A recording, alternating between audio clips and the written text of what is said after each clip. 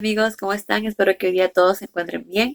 Y bueno, continuando con nuestra lectura, ahora vamos a hacer la recopilación de Marcos capítulo 9, pero primero vamos a orar para que sea nuestro Padre y su Espíritu Santo quien nos guíe en esta lectura y con las palabras que vamos a decir. Así que si gustan acompañarme, cerremos nuestros ojos, por favor, para que Él nos guíe. Gracias, Padre Celestial, por este día. Gracias por tus bendiciones, por darnos un día más de vida y de salud.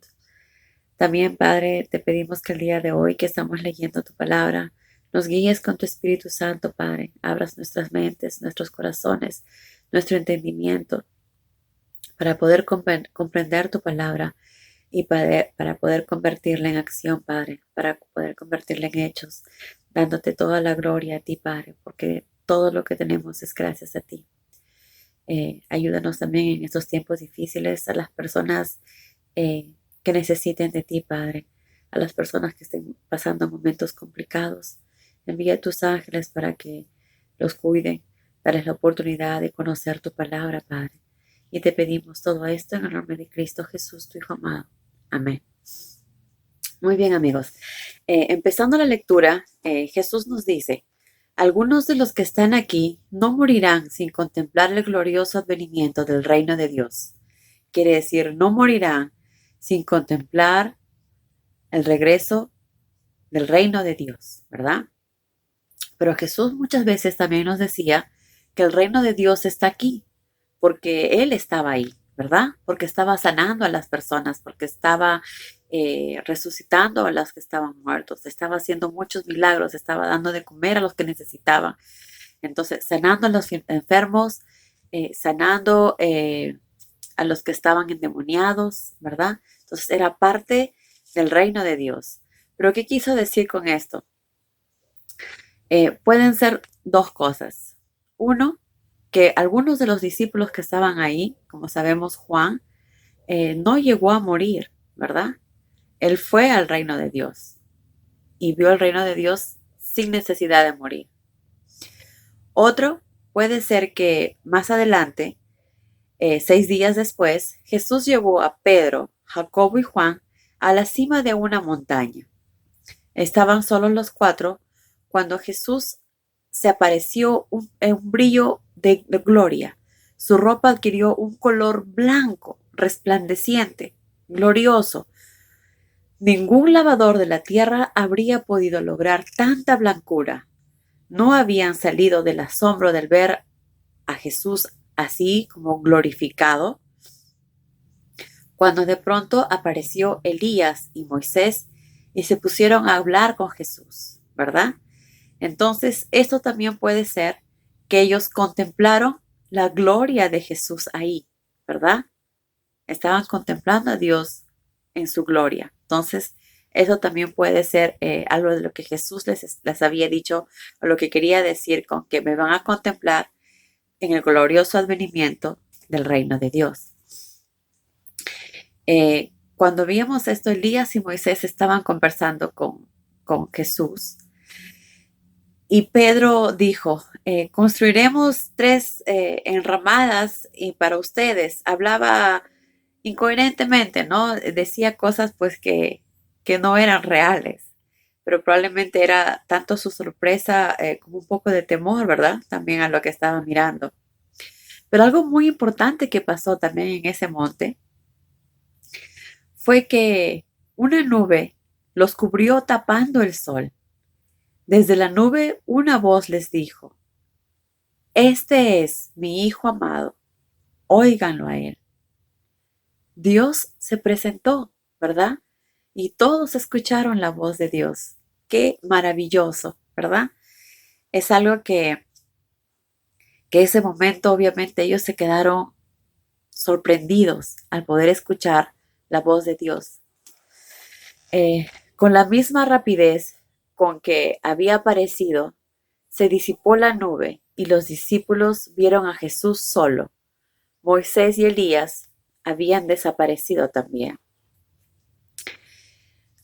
Muchas cosas pasaron en ese día, muchas cosas gloriosas, diferentes.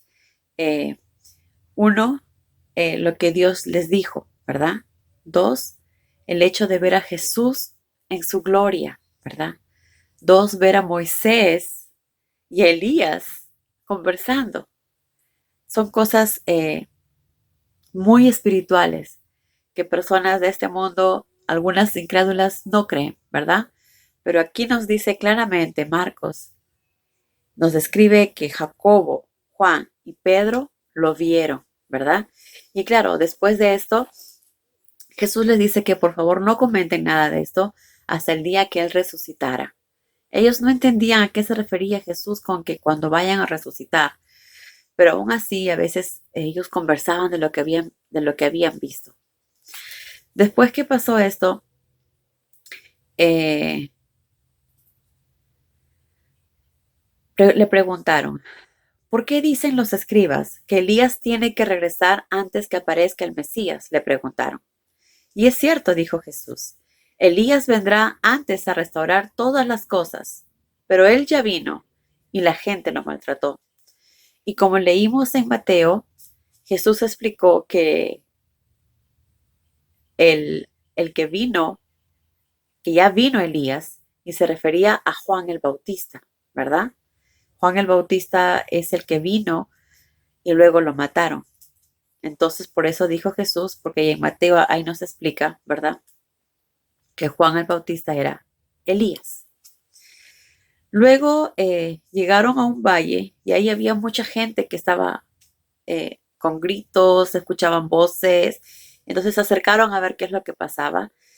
Y lo que pasaba era que un padre había llevado a su hijo que estaba endemoniado a tratar de que Jesús lo ayudara. Pero como él no estaba, los discípulos trataron de hacerlo, pero no pudieron liberar al hombre, al niño de los demonios, del demonio que tenía ahí.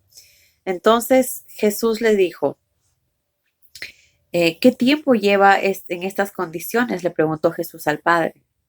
Y el padre le dijo, desde pequeño. A veces el demonio lo arroja en el fuego con el agua, tratando de matarlo. Por favor, si puedes hacer algo, ten misericordia y hazlo. Entonces Jesús le dijo que si puedo, cualquier cosa es posible si crees. Y esto creo que nos toca a todos. Cualquier cosa es posible si crees, ¿verdad? Entonces esa fe tiene que estar fuerte. Tenemos que creer. Claro que sí creemos que todo lo que Jesús nos dice es posible y que todo lo que deseamos lo podemos lograr si realmente lo creemos. Claro, eh, hablamos de cosas espirituales, ¿verdad? No hablamos de cosas materiales. Hablamos de cosas espirituales y de hacer el bien hacia los demás. Entonces, Jesús, al instante, el Padre dijo, creo, pero ayúdame a no dudar. Entonces Jesús, al ver esto, inmediatamente dijo, espíritu mudo y sordo, te ordeno que salgas de este niño y no entres más en él. El demonio chilló horriblemente, sacudió al muchacho de nuevo y salió. Y el muchacho quedó como desmayado, ¿verdad? Pero Jesús cogió su mano y le ayudó a pararse y quedó perfectamente normal. Pero se imaginan con un demonio adentro, pobrecito ese niño, cuánto habrá sufrido, ¿verdad? ¿Cuánto tiempo habrá sufrido? Y muchas veces estas cosas pasaban porque estos niños jugaban tratando de acercarse, como se dice, haciendo espiritismo y esas cosas, porque en otras regiones la gente hacía eso. Por eso Jesús nos dice que rechacemos eso por completo, porque eso nos lleva a que los demonios puedan entrar en nosotros, ¿verdad? Eso es algo que nosotros debemos evitar por completo y enseñar también a nuestros hijos, a los jóvenes, que jamás lo hagan, que no hagan cosas espiritistas ni nada de eso, porque eso no tiene nada que ver con Dios. Nosotros tenemos solamente que orar y Dios hará su voluntad en el momento que tenga que hacerlo. Pero no necesitamos de nada más. Si lo tenemos a Él, no necesitamos absolutamente de nada más.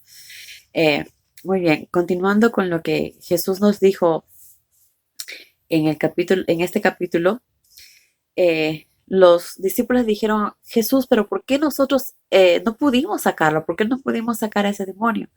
Y Jesús les dijo que hay casos que requieren mucha oración y ayuno, le respondió Jesús. Al salir de eso, viajaron y entonces a Galilea. Jesús quería un tiempo para poder enseñar y estar con sus discípulos. Y Jesús les volvió a decir, a mí, al Hijo del Hombre, me van a traicionar y matar, les decía, pero al tercer día resucitaré. Muchas veces los discípulos no entendían a qué se refería lo que Jesús estaba diciéndoles, pero tampoco le preguntaban. Luego llegaron a Capernaum y los discípulos andaban discutiendo. Y Jesús les preguntó de qué estaban hablando. Claro, a ellos les daba vergüenza decir de lo que estaban diciendo, pero ellos dijeron que estaban discutiendo para saber quién de ellos era el más importante del grupo. Jesús se sentó con ellos y les dijo, el que ustedes quiera ser superior, conviértase en siervo de los demás. Así como nos enseñó Jesús. Jesús es fue el hombre perfecto cuando estuvo aquí en la tierra, ¿verdad? Bueno, era el Hijo de Dios. Y Él nos enseñó mucha humildad y sencillez siempre.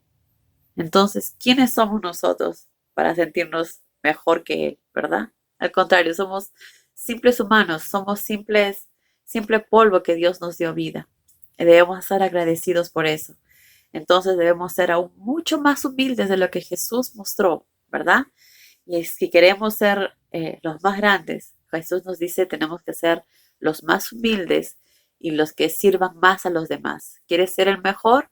Pues sirve mejor a otras personas. Sé el que sirve, el que atiende, el que ayuda, el que esté siempre pendiente de las necesidades humanas, ¿verdad? También Jesús dijo, el que se ocupa de un niño como este en mi nombre, se está ocupando de mí, y el que se ocupa de mí, se está ocupando del Padre que me envió. ¿Qué quiso decir eso Jesús? ¿Se refería solo a ese niño? ¿Se refería solo a los niños? No. El que se ocupa de un niño como este en mi nombre. ¿Qué quiere decir? Un niño como él que representa a cualquier ser humano del mundo.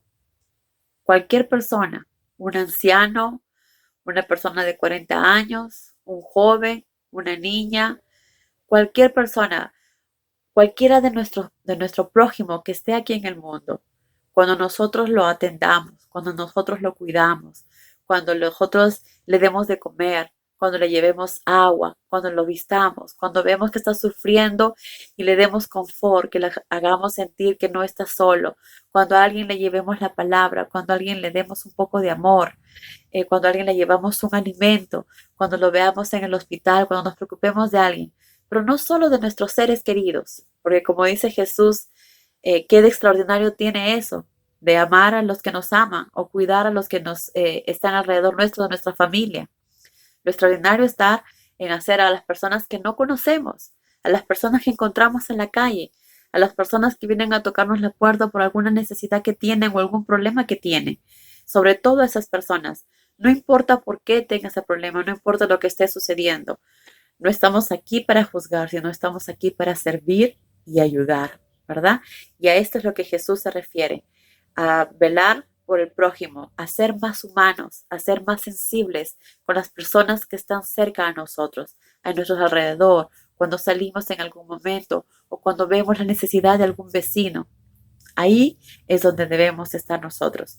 Y Jesús nos dice también, aquel que se ocupa de mí, o sea, de cualquier vecino que necesite, de cualquier ser humano que necesite, de cualquiera de nuestros prójimos, el que se ocupará de mí también. Y el que se ocupa de mí se está ocupando del Padre que me envió. Qué maravilloso saber eso, ¿verdad? Después también Jesús nos dice, el que no está contra nosotros está a favor de nosotros. ¿Por qué dijo eso Jesús? Porque había otra persona que no era parte de sus discípulos, pero que estaba librando demonios a otras personas en el nombre de Jesús.